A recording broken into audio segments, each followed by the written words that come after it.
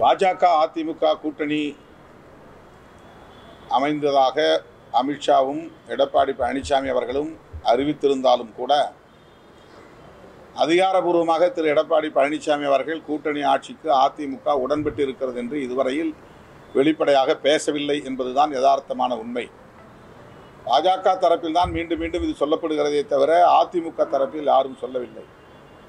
அதிமுக தரப்பில் அதிகாரபூர்வமாக இதை அறிவிக்கட்டும், மேற்கொண்டு பேசுவோம். பாஜக அதிமுக கூட்டணி அமைந்ததாக அமித்ஷாவும் எடப்பாடி பழனிசாமி அவர்களும் அறிவித்திருந்தாலும் கூட அதிகாரபூர்வமாக திரு எடப்பாடி பழனிசாமி அவர்கள் கூட்டணி ஆட்சிக்கு அதிமுக உடன்பட்டு இருக்கிறது என்று இதுவரையில் வெளிப்படையாக பேசவில்லை என்பதுதான் யதார்த்தமான உண்மை. பாஜக தரப்பில் தான் மீண்டும் மீண்டும் இது சொல்லப்படுகிறதே தவிர அதிமுக தரப்பில் யாரும் சொல்லவில்லை. அதிமுக தரப்பில் அதிகாரபூர்வமாக இதை அறிவிக்கட்டும், மேற்கொண்டு பேசுவோம். இது விசாரணையில் உள்ளது. நீதிமன்றத்தில் ஆஜராகியிருக்கிறார்கள். இதில் மேலும் கருத்து சொல்வதற்கு எதுவும் இல்லை. ஆனால் ஒரு மக்கள் பிரதிநிதியை விசாரணைக்கு வர வேண்டும் என்று சொன்னாலே போதும், அவர்கள் எங்கும் ஓடி வெளியே போவதில்லை. எதற்காக நூற்றுக்கணக்கான போலீசார் அங்கே போனார்கள் என்பதுதான் கேள்விக்குறியாக இருக்கிறது. அந்த அணுகுமுறை ஏற்புடையதல்ல. அடுத்து இந்த கடத்தல் வழக்கில் ஒரு உயர் போலீஸ் அதிகாரியே தொடர்பில் இருந்திருக்கிறார் என்று அவரை கைது செய்ய நீதிமன்றம் ஆணையிட்டு இருக்கிறது என்பதை கேள்விப்படுகிற போது அதிர்ச்சியாக இருக்கிறது. சட்டம் முறைப்படி விசாரிக்கும் என்று நான் நம்புகிறேன். யாரு நேரில் பார்த்த மாதிரி சொல்றீங்க? 20 நிமிடங்கள் ஒரே அவர் சும்மா நாங்கள் தங்கியிருந்த ஒரே விடுதியில் பக்கத்து அறையில் தங்கியிருந்தார். நான் அவர் தங்கியிருக்கிறத தெரிஞ்சுக்கிட்டு சரி சந்திக்கலாங்கிற மாதிரி பேசிக்கிட்டு இருந்தேன். அவர் நேராக அறைக்கு வந்துட்டு எனக்கு ஒரு புத்தகம் கொடுத்தாரு, போயிட்டார். அவ்வளோதான். எஸ்வி ரியல் எஸ்டேட் மற்றும் உங்கள் ப்ராப்பர்ட்டிஸ் வழங்கும் சிஎம்டிஏவால் அங்கீகரிக்க பெற்ற அனைத்து வசதிகளுடன் கூடிய வீட்டுமனைகள் ரெடியில் மாதவரம், பொன்னேரி, மீஞ்சூர் பகுதிகளில் உடனே வாங்கிட இன்றே தொடர்பு கொள்வீர். தொடர்பு கொள்ள வேண்டிய தொலைபேசி எண் 9791175755.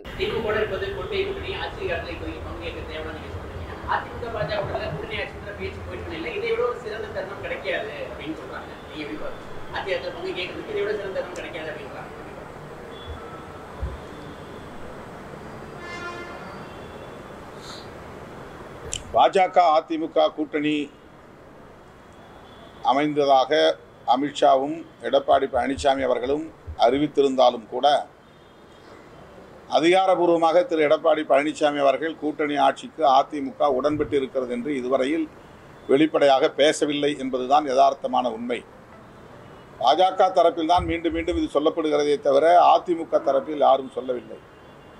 அதிமுக தரப்பில் அதிகாரபூர்வமாக இதை அறிவிக்கட்டும், மேற்கொண்டு பேசுவோம்.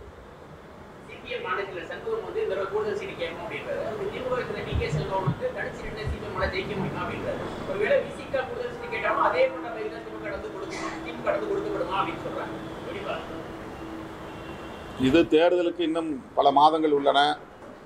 பேச்சுவார்த்தையின் போதுதான் இறுதி செய்ய முடியும்.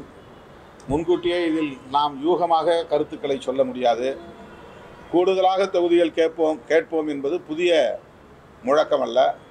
ஒவ்வொரு தேர்தலிலும் எல்லா கூட்டணியிலும் இடம்பெற்றுள்ள கட்சிகள் அவரவர் கட்சியின் நலன் கருதி கூடுதலாக தொகுதிகளை கேட்பது என்பது வழக்கமான ஒன்றுதான். அதைத்தான் மார்க்சிஸ்ட் கம்யூனிஸ்ட் கட்சியின் மாநில செயலாளர் சண்முகம் சொல்லியிருக்கிறார். நாங்களும் அதைத்தான் சொல்லிக் கொண்டிருக்கிறோம். இதனால் ஒரு கூட்டணியில் விரிசல் ஏற்படுவதற்கோ அல்லது முறிவு ஏற்படுவதற்கோ வாய்ப்பில்லை. சிலர் அவ்வாறு எதிர்பார்க்கிறார்கள். அவர்களின் எதிர்பார்ப்பு நிறைவேறாது. அதுக்கு மார்க்சிஸ்ட் கம்யூனிஸ்ட் கட்சி தான் பதில் சொல்லணும்.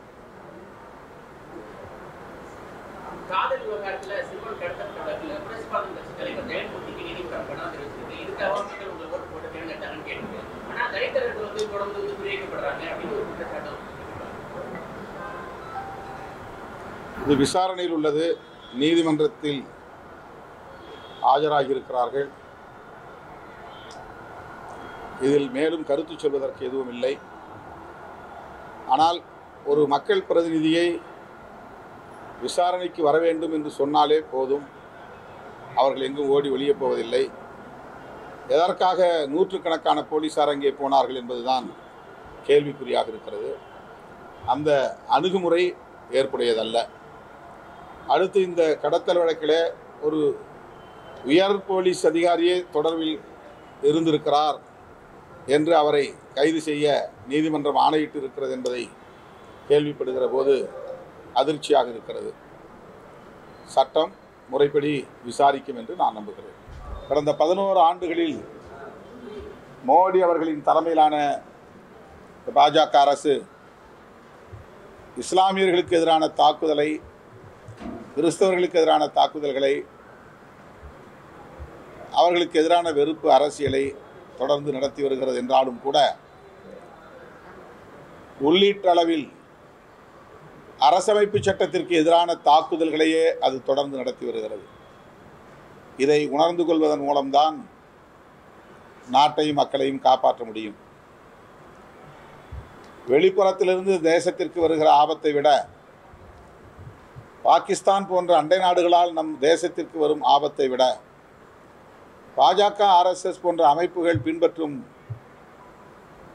கொள்கை நிலைப்பாடுகள் தான் நம்முடைய தேசத்திற்கு பெரும் தீங்காக போய் முடியும்.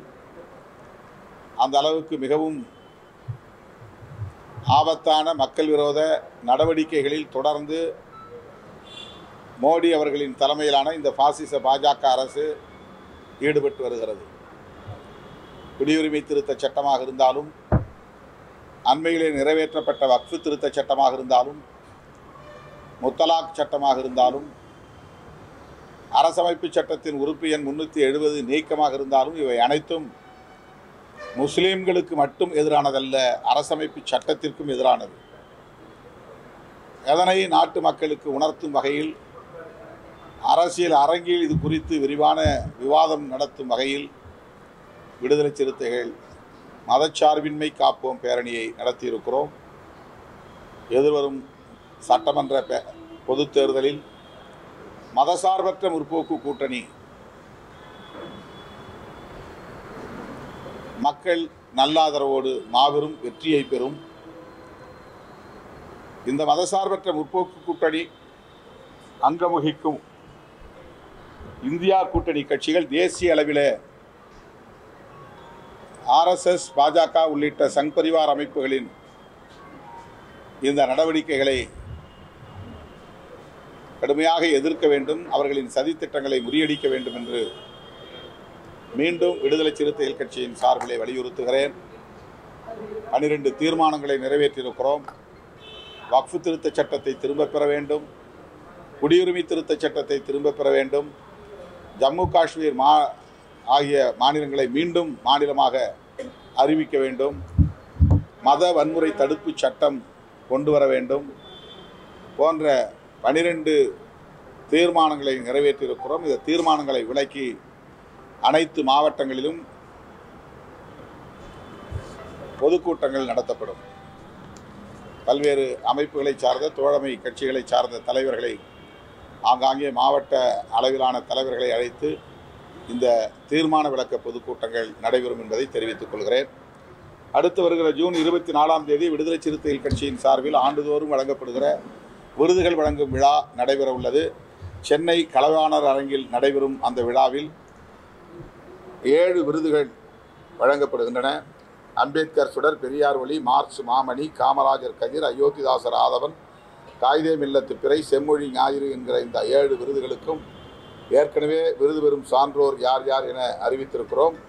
மீண்டும் நினைவூட்டுகிறேன். அம்பேத்கர் சுடர் விருது ஆந்திராவை சார்ந்த மேனாள் துணைவேந்தர் திராவிடர் பல்கலைக்கழகம் முனைவர் KS சலம். பெரியார் ஒளி விருது நடிகர் சத்யராஜ். மார்க்ஸ் மாமணி விருது தமிழ் தேசிய விடுதலை இயக்கத்தின் பொதுச் செயலாளர் தோழர் தியாகு. காமராஜர் கதிர் விருது நாடாளுமன்ற உறுப்பினர், புதுச்சேரியின் மேனாள் முதலமைச்சர் திரு வைத்திலிங்கம். அயோத்திதாசர் ஆதவன் விருது பௌத்த ஆய்வறிஞர் முனைவர் ஜம்புலிங்கம். காயிதே மில்லத் பிறை விருது தமிழ்நாடு ஜமாத்துல் உலமா சபையின் தலைவர் திரு பி. ஏ. காஜா மொய்னுத்தீன் பாக்கவி, செம்மொழி ஞாயிறு விருது யாழ்ப்பாணத்தை சார்ந்த தமிழறிஞர் பேராசிரியர் ஆ. சண்முகதாஸ், இந்த 7 பேருக்கும் விடுதலை சிறுத்தைகள் கட்சியின் சார்பிலே விருதுகள் வழங்கி, பொற்கிழி வழங்கி, பாராட்டு சான்றிதழ்களும் வழங்க இருக்கிறோம். ஜூன் 24ஆம் தேதி கலைவாணர் அரங்கில் இந்த விழா நடைபெற உள்ளது.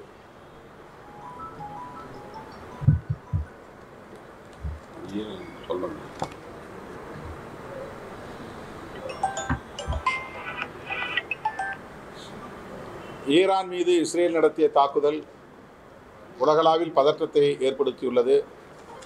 இப்போது ஈரானும் பதிலடி தாக்குதலை நடத்தி இருக்கிறது. இதில் அமெரிக்கா தலையீடு இருப்பதாக விவாதங்கள் போய்கொண்டிருக்கின்றன. இந்த நிலையில் இந்திய அரசு இஸ்ரேலின் நடவடிக்கைகளை வெளிப்படையாக கண்டிக்க வேண்டும் என்று விடுதலை சிறுத்தைகள் கட்சியின் சார்பில் ஏற்கனவே சுட்டிக்காட்டியிருக்கிறோம், வேண்டுகோள் விடுத்திருக்கிறோம்.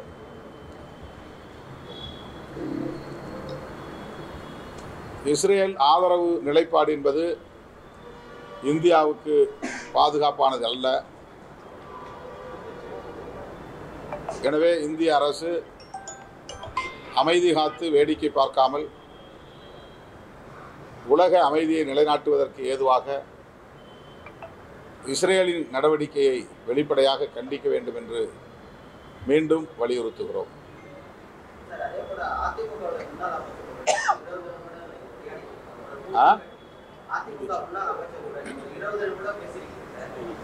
யாரு? நேரில் பார்த்த மாதிரி சொல்றீங்க. 20 நிமிடங்கள் ஒரு யார்? அவர் சும்மா நாங்கள் தங்கியிருந்த ஒரே விடுதியில் பக்கத்து அறையில் தங்கியிருந்தார்.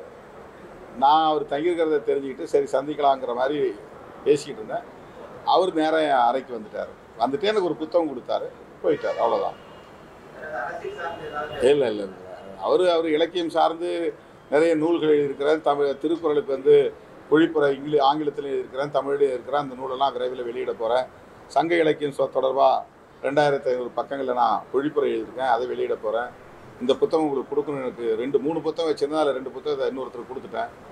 உங்களுக்கு இந்த புத்தகத்தை கொடுக்குறேன்னு சீர்காழி விடுதலை போராட்டத்தில் சீர்காழிங்கிற புத்தகத்தை எனக்கு கொடுத்தாரு. அவ்வளோதான்.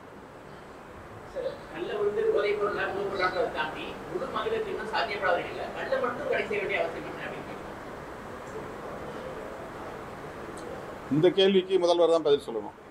நாங்கள் எல்லாத்தையும் தான் மூட சொல்கிறோம். நாங்கள் மதுக்கடையை ஆதரிக்கலை, அதனால் எங்களுக்கு இந்த கேள்வி பொருந்தாது. அது அவருடைய கோரிக்கை. சரி.